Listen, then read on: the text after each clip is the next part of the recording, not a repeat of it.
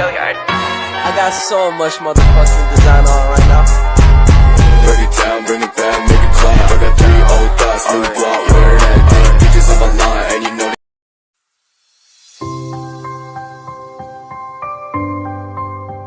Setiap perjalanan hidup pasti ada ujiannya masing-masing. Ketika kita ngerasa ujiannya tuh berat banget ya, coba deh kita ikhlas. Karena Allah itu nggak mungkin ngasih suatu ujian kalau nggak ada jawabannya juga. Aku seorang womanpreneur, it's me, Nadia Safira.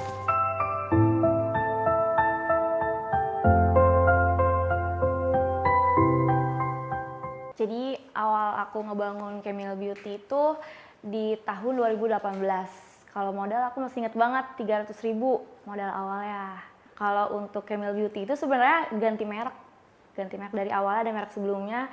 Cuman karena dulu kan karena awalnya iseng aja nih, iseng buat tambahin jajan.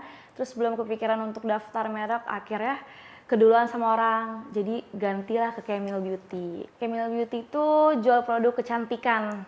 Terus kayak pokoknya untuk cewek-cewek biar ngejaga, ngerawat diri dari rumah bisa pakai Camille Beauty.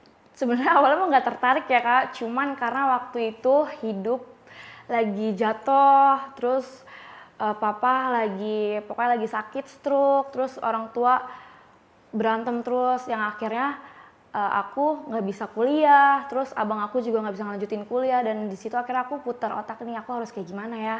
Terus akhirnya aku jual, karena mama kan apoteker ya, waktu itu masih bikin masker bubuk sendiri, terus dijual ke teman-teman aku naik motor, dan akhirnya jadi kayak sekarang alhamdulillah gitu. Jadi untuk belajar bisnis sebenarnya sih nggak ada, jadi kayak nyoba-nyoba aja gitu.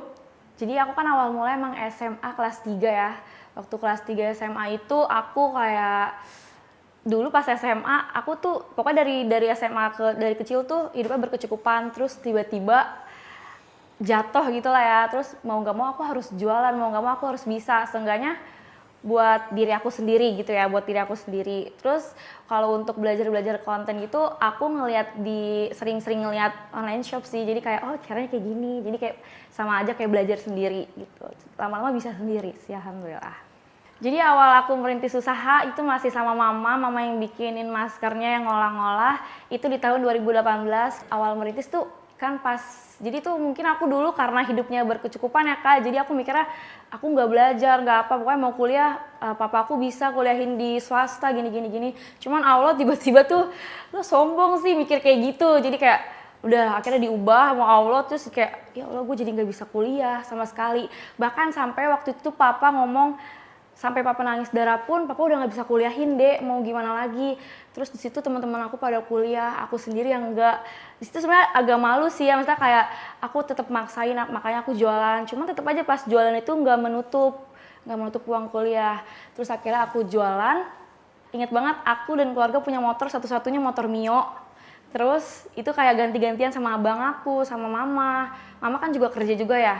Terus aku kayak ada shift-shiftan gitu, kayak nanti jam sekian aku COD barang, ketemu orang di depan SMA berapa gini-gini. Aku bawa plastik tentengan banyak banget sendirian sama adik aku berdua. Sekarang tuh adik aku kalau misalnya makasih ya udah anterin aku mau apa, dia tuh cuma minta es kepal Milo gitu-gitu deh. Kayak perjuangannya sih sebenarnya panas-panasan, itu tuh yang dulu nggak dilakuin, terus tiba-tiba aku harus jalanin sendiri gitu loh. Terus aku panas-panasan ngelihat teman-teman aku kuliah. Terus aku inget banget waktu teman-teman aku kuliah kan pada foto-foto gitu ya. Terus aku kan ada geng-geng SMA gitu ya. Cuman aku yang nggak kuliah.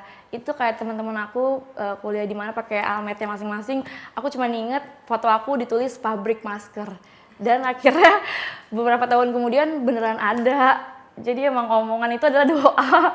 Sebenarnya kalau orang tua nyuruh kuliah, nyuruh ya, cuman tapi dalam keadaan saat itu nggak bisa, ya mau diapain gitu. Jadi waktu itu sih disuruh kayak nabung dan disuruh, karena ada beberapa kebutuhan rumah yang masih nunggak gitu, jadi aku bantu bayar.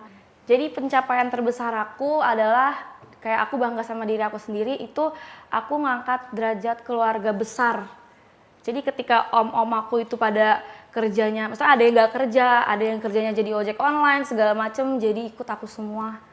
Dan alhamdulillah sekarang berkecukupan semuanya. Dan aku bantu untuk mereka ada tempat tinggal, kendaraan gitu-gitu semuanya. Alhamdulillah sih. Itu pencapaian terbesar aku. Yang penting keluarga nomor 1.